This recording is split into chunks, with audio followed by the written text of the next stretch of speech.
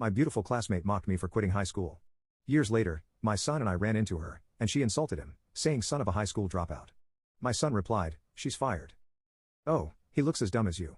I guess kids of someone who dropped out of middle school are also stupid, said a classmate named Catherine, who for some reason always looked down on me. She glanced at Ryan's face. Catherine was a Harvard graduate. She was good looking but had a terrible personality. That's what she said after looking at Ryan. I could tolerate being mocked myself, but it pained me when she insulted my son. Despite my patience, I raised my voice.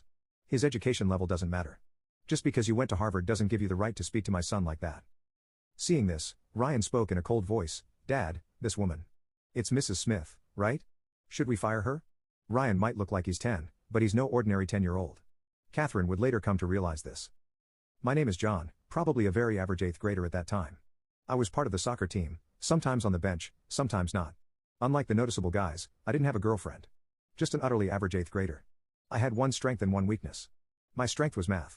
I wasn't good at all subjects, but for some reason, math just clicked for me. I solved problems without much struggle, even if it was an advanced problem I saw for the first time. I was the only one in my grade who could solve some tough problems, and I had been holding the top rank in math since admission. I especially loved binary numbers.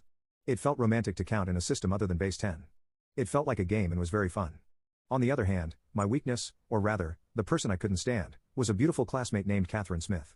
For some reason, Catherine treated everyone else normally, but she was cold to me. We used to play together in early elementary school and even visited each other's houses. But around our school trip in elementary school, she suddenly became distant and would only speak ill of me. John, don't slack off during cleaning. Come on, take out the trash, she'd say. It wasn't just me who was slacking off, but Catherine would say this and toss the trash can at me. John, don't just stand there. Put out the flame, you're so useless. Anyone could turn off the burner during our science experiments, but Catherine would always complain to me.